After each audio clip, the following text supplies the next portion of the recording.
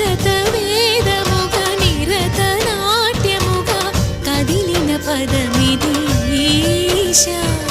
శివని వేదనగా అవని వేదనగా పలికెను పదము పరేశా